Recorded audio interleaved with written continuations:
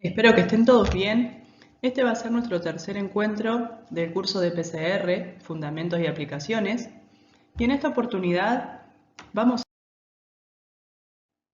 ver el equipamiento necesario para realizar una PCR, los tipos y marcas disponibles en el país, tanto de equipos como de insumos y precios aproximados de algunos de estos equipamientos y reactivos.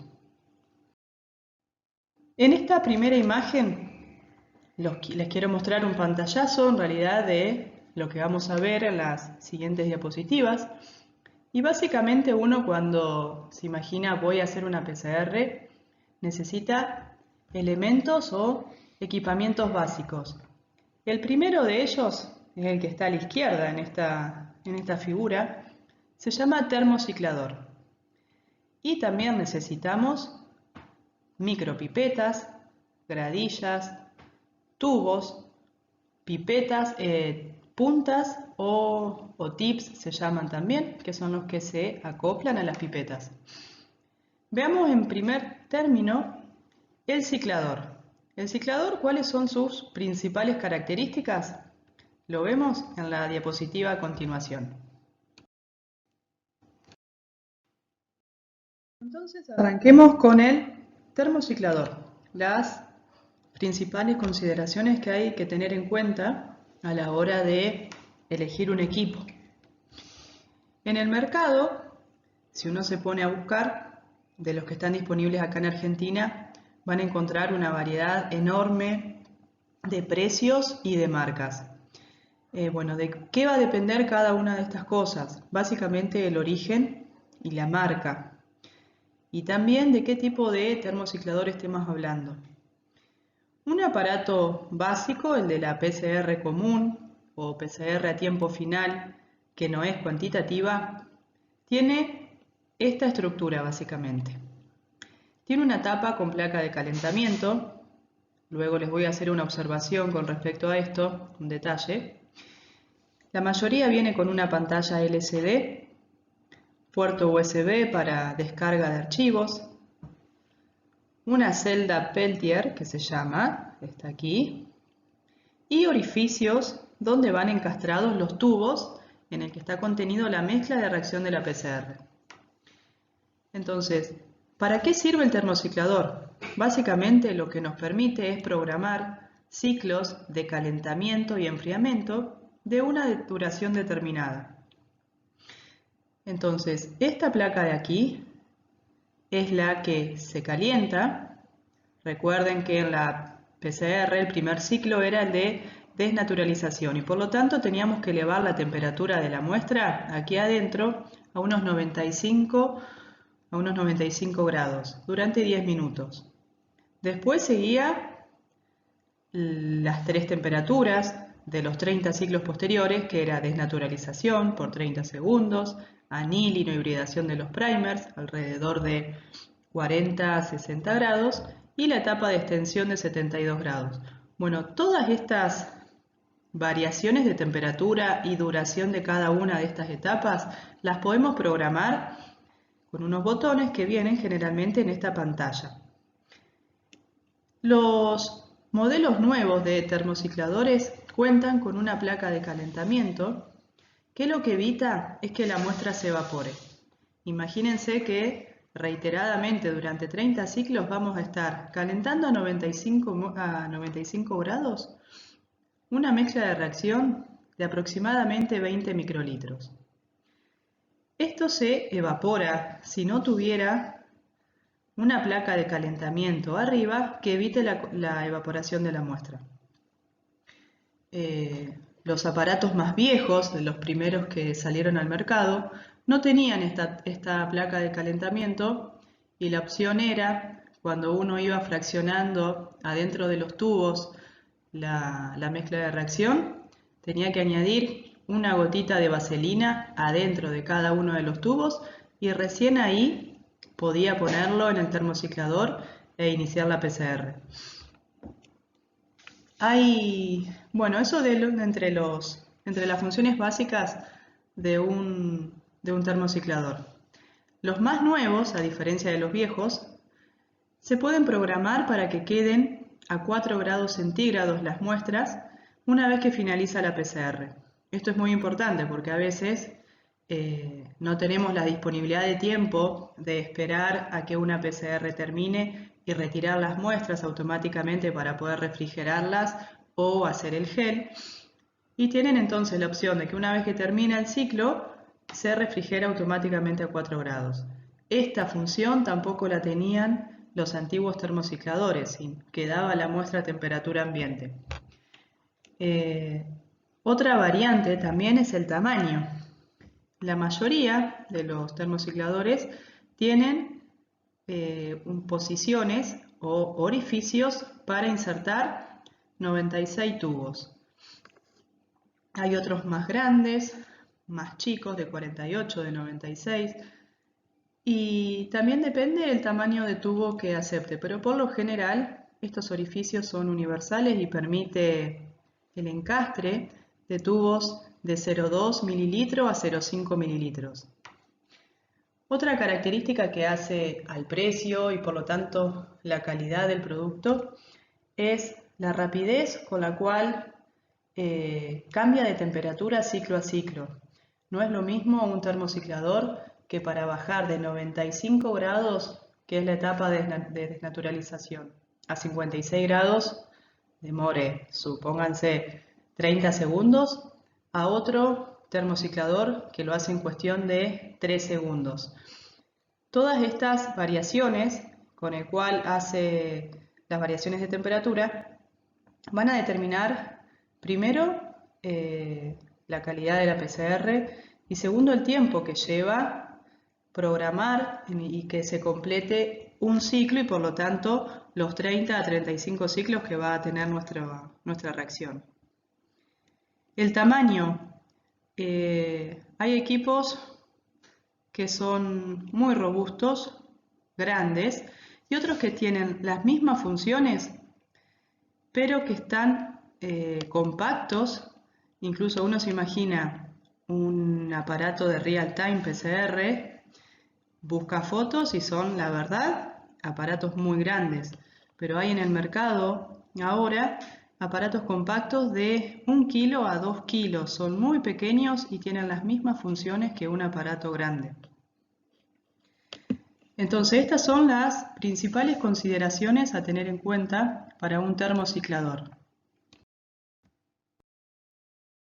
Vamos a tomar como ejemplo, para describir un aparato que hace real time, el sistema CFX96 de un termociclador de la marca Biorab. Bueno, si observamos, tiene las mismas funciones que un termociclador común, una placa de calentamiento, esta placa que evita que se evaporen las muestras. Y si observamos acá, esto sería el chasis, ¿sí? Donde programamos, aquí ponemos las muestras, donde están todos los wells o huecos donde calzamos los tubos. Y tiene un módulo de reacción óptica. ¿A qué nos referimos con esto?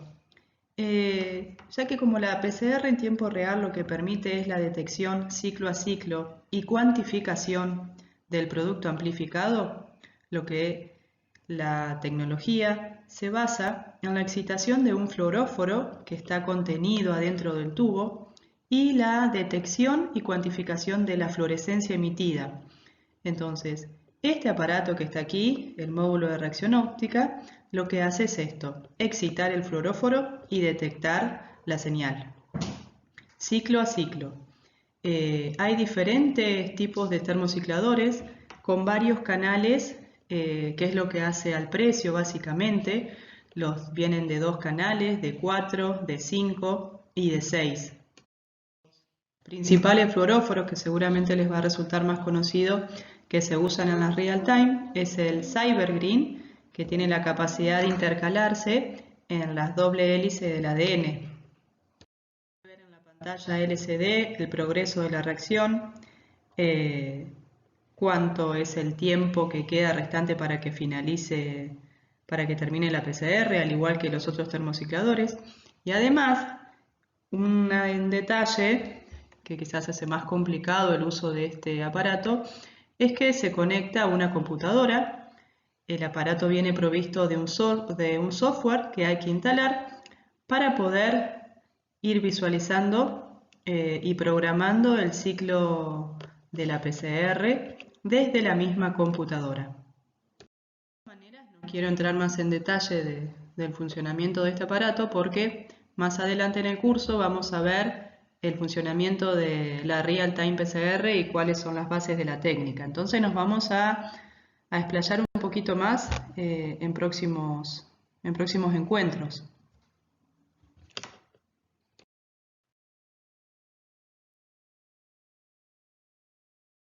Lo que podemos ver es cómo se observa en el visor de la computadora el detalle de la ejecución de un programa de PCR en tiempo real. Aquí en celeste les va marcando en qué etapa del ciclo está, a 65 grados por 10 segundos, el tiempo restante, cuánto falta para que finalice la PCR. En este caso dice que restan 35 minutos 30 segundos para que se complete toda la reacción y les dice que la tapa está a 105 grados. Esto es para que, recuerden, no se evapore la muestra. En esta diapositiva lo que les dejo son los links de las distintas empresas que comercializan termocicladores para PCR común y termocicladores para real time, y las distintas marcas de cada una, de las que vende cada una. Uno de los más populares es el de Biorad, que es comercializado por Tecnolab. Solo por citar un ejemplo, no es que esté haciendo propaganda ni nada, ¿sí? Y además, todas estas empresas, además de vender aparatos, venden insumos. Por ejemplo, en la página de OneLab de hoy, martes 13 de octubre, se ve la publicación de este termociclador para tiempo real, marca ESCO, a un precio de $28.500. Esta empresa, OneLab, además de una diversidad de equipamientos, vende todos los insumos y reactivos para biología molecular, extracción y purificación de ácidos nucleicos. Hay muchos kits que se usan y simplifican muchísimo y aumentan también la calidad de la extracción de ADN y ARN, enzimas para clonado, enzimas de restricción, kits de clonado, kits para purificación de proteínas, para expresión génica y microarrays, biología de plantas, cultivo y detección de células. Si entran y visitan todos esos sitios, van a ver los aparatos, los costos y también pueden comparar los precios de las distintas marcas y las distintas prestaciones que tiene cada uno de los aparatos. En la página les dejo como material de lectura complementario para el que le interese leer un manual de usuario de un equipo de PCR en tiempo real de Biorad. En esta diapositiva lo que les dejo son algunos sitios donde pueden conseguir y pedir presupuesto para distintos insumos de PCR, ya sea síntesis de oligonucleótidos, DNTPs, TAC polimerasa, marcadores de peso molecular. Acá tienen una que se llama InBioHighway, Biosystem, PBL. Estas dos últimas son de origen nacional. Bueno, y en segundo lugar, ¿qué es lo que necesitamos también para hacer una PCR? Como ya les comentamos en la segunda clase, en la anterior, las mezclas de reacción de las PCR generalmente son de 20 a 50 microlitros de volumen final. Y en ese pequeño volumen están contenidos todos los reactivos, los DNTPs, la TAC, el buffer de la enzima, de la TAC polimerasa, el magnesio en caso que sea necesario agregar magnesio, los primers, el directo, el reverso, el agua, el ADN molde. Y cada uno de estos reactivos tiene que ser medido y dispensado en el tubo de reacción en volúmenes muy precisos. Esto se puede hacer gracias a las micropipetas. hay de dos tipos principalmente, de volumen fijo y de volumen variable. Las de volumen fijo son pipetas que solamente sirven para medir un volumen determinado.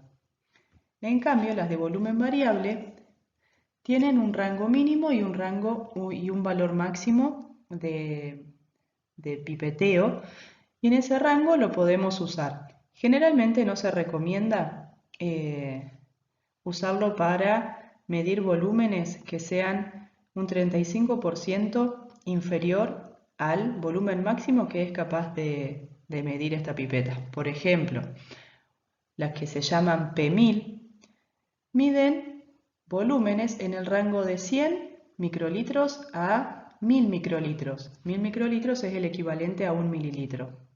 Por lo tanto, estas pipetas o las P1000 no se recomienda usarla para pipetear volúmenes que sean inferiores a 350 microlitros, que es el equivalente al 35% del volumen máximo que es capaz de pipetear este instrumento. Si bien se puede usar para pipetear 100, no es lo recomendable. En ese caso, si queremos usar, tenemos que medir 100 microlitros, en ese caso es preferible usar una pipeta que se conoce como P200, que mide en el rango de 20 a 200 microlitros. En esta diapositiva lo que vemos son los visores de pipetas de volumen variable, es decir, que tienen un rango de medición en el cual en ese rango de mínimo a máximo podemos regular con esa rueda que traen aquí arriba cuál es el volumen. Hay que tener cuidado de saber interpretar cuál es este valor que tenemos acá. Primero, en las pipetas hay por convención el volumen que se ve aquí, se lee siempre de arriba hacia abajo. En el primer caso está regulada para pipetear 750 microlitros, que es lo mismo que 0,75 mililitros. En el segundo caso, en esta imagen, está regulada para medir 75 microlitros. Y en el último caso, que es una pipeta que se llama P10, que mide como máximo 10 microlitros, está regulada para medir 7,5 microlitros. Además de las pipetas de volumen variable, como estas, y de volumen fijo, existen las pipetas multicanal, que facilitan mucho la labor cuando estamos trabajando con las placas que tienen 96 posiciones, y estas pipetas multicanal tienen 8 dosificadores que todos van a succionar el mismo volumen.